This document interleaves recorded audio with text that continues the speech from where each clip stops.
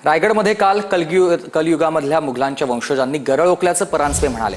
महेंद्र दळवी, महेंद्र थोरवे यांनी अवकातीमध्ये राहावं असंही आनंद परांजपे म्हणतात। सुनील तटकरेंवर केलेल्या टीकेवर आनंद परांजपे यांच्याकडून पलटवार करण्यात आलाय। थोरवेंचा टेबलवर नाचण्याचा संपूर्ण प्रकार संपूर्ण देशानं पाहिलाय असंही परांजपे म्हणाले।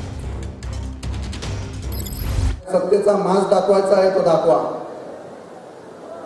रुमाल खांद्यावर घेता काय?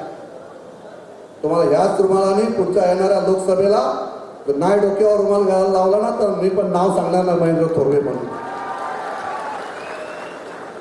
तुमचा रुमाल काढतो आम्ही बरोबर। तो मिमिक्री करायला आला आमच्यावरती। मी त्या दिवशी मिमिक्री भरतशेठ मी माझ्या घरी होतो, आम्ही पाहिली। बोलो बाबा तुझे दिवस भरत आले जाता, तुझ्या हाती मिमिक्री करायला लागल्या भरतशेठची, त्याच दिवसात तुझी उलटी गिनती सुरू झालेली आहे। येणाऱ्या स्वायत्त संस्थेच्या निवडणुकीमध्ये म्हणजे जिल्हा परिषद, पंचायत समिती, नगरपालिकेमध्ये महायुती नव्हे तर युतीच राहील, ती भारतीय जनता पार्टी आणि शिवसेना।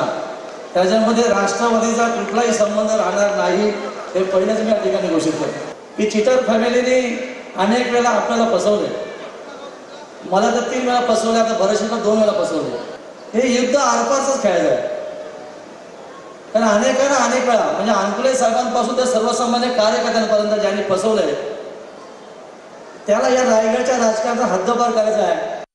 प्रांताध्यक्ष खासदार सुनील तटकरे साहेब तर 2029ला पुन्हा एकदा रायगडचं नेतृत्व करून लोकसभेला विजयी होतीलच, पण ज्या रुमालाचा उल्लेख आपण केलात त्या रुमालाने आपला चेहरा लपवून आपल्याला पुढचं आयुष्य जगायला लागणार नाही ना, ही रायगडची जनता तुमच्यावर वेळ आणेल। आणि महेंद्र थोरवेंचं तर मला खास करून आश्चर्य वाटतं।